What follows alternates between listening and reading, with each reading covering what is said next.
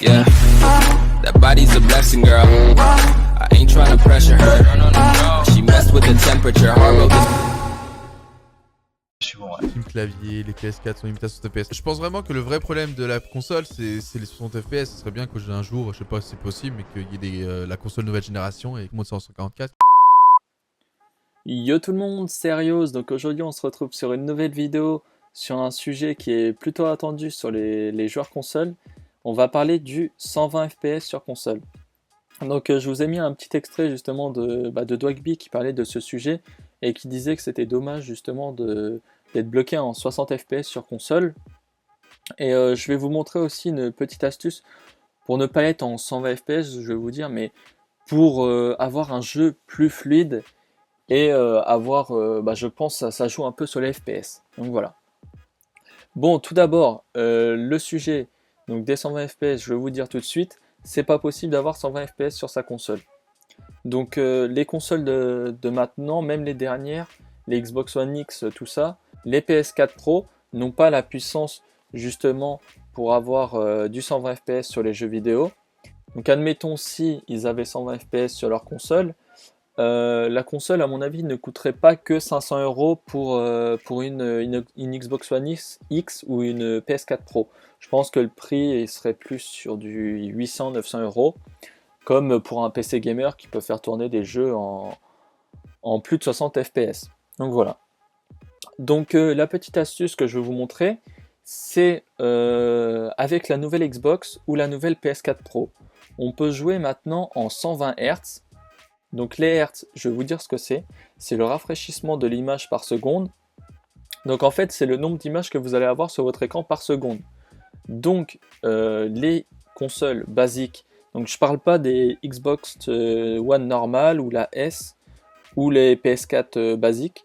Je vais vous parler vraiment de PS4 Pro et Xbox One X. Donc maintenant, la fonctionnalité, c'est qu'on peut mettre du 120 Hz. Donc on passe du 60 Hz à du 120 Hz. Donc 2 fois plus d'images par seconde, donc un jeu 2 fois plus fluide. Donc c'est intéressant, parce que du coup, moi je joue personnellement en 120 Hz, et je vois quand même la différence en jouant. À l'œil nu, vous ne pouvez pas voir, parce que nous on peut voir que 60 images par seconde, donc du 60 Hz. Donc vous n'allez pas le voir directement, mais quand vous allez jouer par exemple à Fortnite, si vous faites des build fights souvent, vous allez voir quand même une différence, vous allez mieux voir par exemple les constructions et votre jeu va être plus fluide. Donc par contre, pour avoir du 120 Hz, c'est important, il vous faut une nouvelle console, donc les dernières générations, et il vous faut aussi l'écran adapté.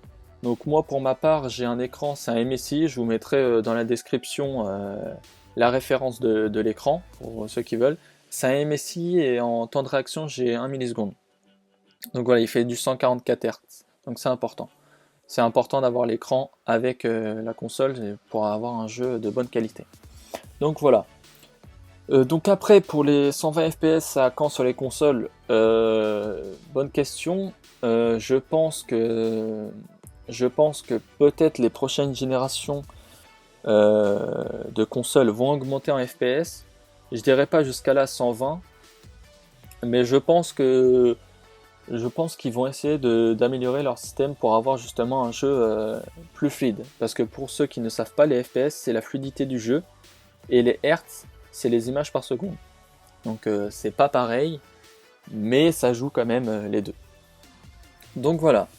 Donc si cette petite vidéo conseil et information vous a plu, n'hésitez pas à me dire dans les commentaires si vous avez aimé. Et si vous voulez d'autres vidéos de ce style-là, mettez aussi en commentaire. Donc voilà, bon sur ce, c'était Arios. Ciao tout le monde.